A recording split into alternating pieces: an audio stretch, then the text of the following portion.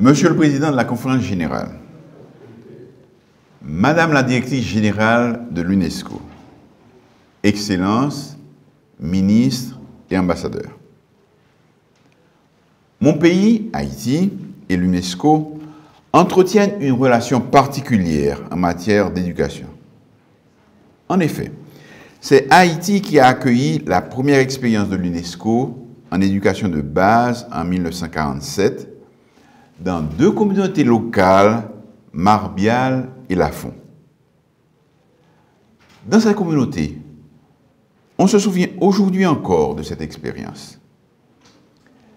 Les paysans croyaient dans l'éducation et les plus anciens souhaitent un retour de l'UNESCO dans la zone. En Haïti, nous avons choisi de miser sur l'humain, car nous croyons que l'éducation constitue le meilleur investissement à faire. Si nous voulons une transformation durable dans nos sociétés, il est impératif de mettre une éducation de qualité à la portée de tous, dans chacun de nos villages, dans chacune de nos localités.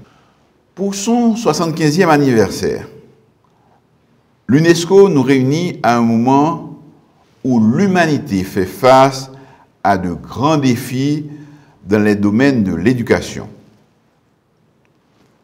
Pandémie Covid-19, conflits, réchauffement climatique, désastres naturels. En Haïti, par exemple, nous n'avions pas encore effacé les dégâts causés par le séisme de janvier 2010, que de nombreuses écoles ont été détruites par le tremblement de terre du 14 août dernier, qui a ravagé 3 départements du sud du pays.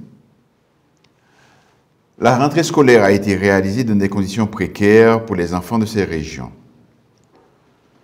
Nous avons pour obligation de reconstruire les infrastructures scolaires en renforçant leur résilience face aux catastrophes naturelles.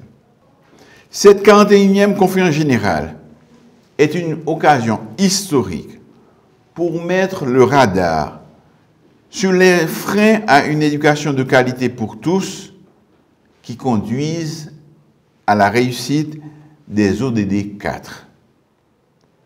Plus que jamais, la pertinence de la mission de l'UNESCO vis-à-vis des nombreux États membres fragilisés par le manque de financement domestique et la dispersion des efforts reste déterminante. Notre système éducatif doit être réformé en profondeur, en misant sur le numérique, la culture, l'intelligence artificielle, les STEM et viser le développement durable. Haïti n'est pas seul dans cette situation post-désastre et de crise.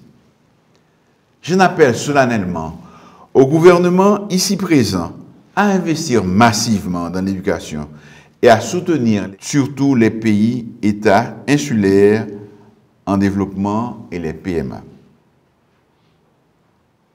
Haïti ne manquera pas d'apporter sa contribution au monde en préparant les citoyens prêts et motivés à participer à la construction d'un monde de paix et de prospérité dans une planète propre.